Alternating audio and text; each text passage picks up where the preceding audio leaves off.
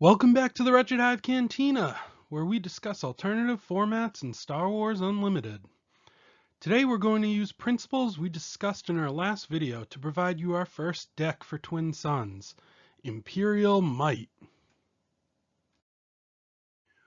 We start with the idea that we want to run all the Imperials, and who better to lead them than Grand Moff Tarkin, with his ability to give out experience tokens to Imperial units.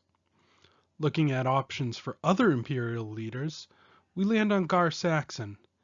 His ability will synergize nicely as the experience tokens given out by Tarkin are considered upgrades, thus making Gar's ability active and effectively making it a 2-1 buff for the first experience token.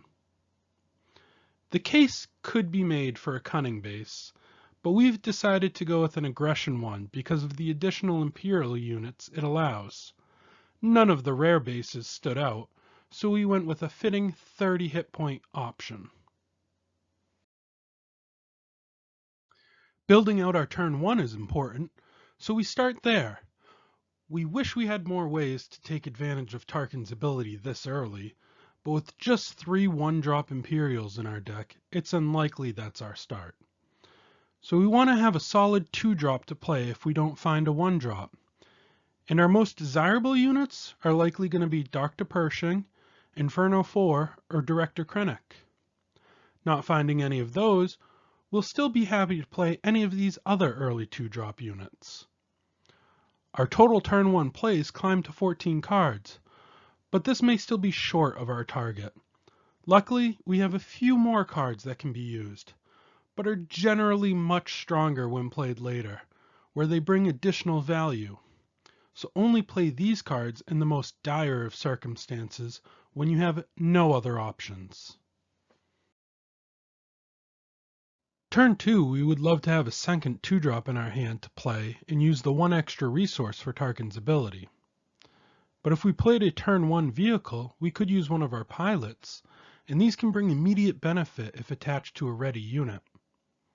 It may be a little early, but we could play one of our Sentinel units. The Phase 3 Dark Trooper in particular is good early, as some of the early units won't swing for lethal. We also have 2 units that provide global buffs, General Veers to Imperials and Victor Leader to space units, though these are certainly better saved for later. A few more 3-cost units round out our potential turn 2 plays. As we get out of early turns, we'll either be looking to go wide with cheaper units or play bigger, impactful ones, depending on what we have in our hand. At 4 cost, our top options are Grand Moff Tarkin unit, which will almost always hit for 2 units with the volume of Imperials that we run, the TIE Advance, which will give us a beefy unit and leave behind another 3-2, and the Shuttle ST-149, which has 2 interesting playlines, either stealing someone else's experience or shield token, making a strong unit for next turn, or giving its own shield to a valuable unit that we already have in play to better protect it. There are a few other 4-cost units in our deck, but they won't have much impact and will likely be replaced later. Moving into the 5-cost units, we target a unique unit with Agent Callus's Ambush, and on defeat we could draw a card. The Super Commando Squad comes in as a 5/4 shielded Sentinel thanks to Gar's ability. And then we have one of the best units in Twin Suns, Gideon Hask, a 5/5 for 5 that lets you give an experience token to a friendly unit every time an enemy unit is defeated. It doesn't even have to be you defeating the unit. But be cognizant on playing him early, because you will get ganged up on. If you went wide and have the chance, you play him late and start using your other units to clear the board and build up a massively buffed unit. Towards the final rounds of the game is when you'll want to put down big Sentinel units. If you don't have those, look for something with an impactful when played ability. The game will end soon, and you don't want to waste resources on something that won't even get to attack. so be aware of the base health and only play these late game bombs if you think you will get value out of them. Throughout the game, you'll find places to work in events, but you'll find more value in units in Twin Suns. So the included events are focused to either increase damage output, create more value from our units, or very strong Twin Suns cards like Merciless Contest or Repair, which late game can give you the edge in remaining base health.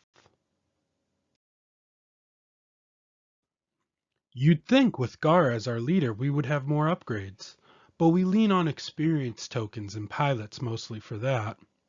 There are still a few upgrades I thought were worthy of inclusion. Saboteur and Restore are such strong keywords, and the others for adding in cheap additional damage. 18 cards to go, and we now look outside the synergies to bring in some strong cards that can give us the edge. In my local meta, piloting is a popular mechanic, as is cheap swarm decks with lots of 1/1s, so in go a few counter cards. Next, I want to make sure I have one of those late game sentinels, so in go a few more options, including a couple that can be played from our resource row using the smuggle keyword. At the end of the game, we want to make sure we have the firepower to either take someone out or deal damage the same turn on the remaining players' bases to allow us to have the highest remaining health.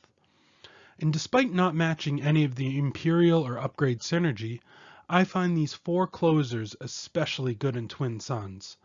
3 for their combination of Ambush and Overwhelm, which is my favorite combo of 2 keywords. Plus, Gore's additional Sentinel keyword means that we get to have him play defense while we wait out the turn. Savage is a little slower, but likely to come in ready in Twin Suns, since only one of our 3 opponents needs to have more units than us. We saved our last slots for an unholy combo, however unlikely it will be to pull off. Turn 4, with your 5 resources, you play an Admiral Piet and a Captain Tarkin. The next turn, you drop the War Juggernaut. You'll be able to not only hit everything on the board for 1, but get buffed 1 power for each damaged unit, including your own. So don't forget to hit your own units and the Juggernaut itself for maximum power. Captain Tarkin's going to add another power on top of that, and then Overwhelm. And then because Admiral Piet is in play, you get to ambush that Juggernaut into some sad, unexpected victim for a massive amount of damage, likely bringing the game into the end stage and healing you 5 health. We add Commander Cody in here as a more expensive alternative to Captain Tarkin. A few cards didn't make it into our deck, but built differently would have their place. These Trooper synergy cards could be strong, but we would probably want to lean more into Troopers, which means less space and less pilots. A few other cards look good at first and seem to follow our plan, but have abilities that would be difficult to take full advantage of with the current card pool. So we left them out this time, but we'll be keeping a close eye on them in the future. Big ships are awesome, but not part of our game plan, so we leave these ones for another deck and another time. Our final deck has a well-rounded curve and should be a lot of fun to play. All that's left is to sleeve up the cards and get them on the table. You can find this deck through the link in the description and build it for yourself. If you do, leave us feedback on the deck and how you enjoyed it. Thank you for sitting down at the Wretched Hive Cantina as we built the deck Imperial Might for the Twin Suns format. Let me know what cards I forgot to include and which cards you'd have left at home. And if you want to join us for a dive deeper into alternative formats in Star Wars Unlimited, subscribe to the channel and keep an eye out for upcoming videos.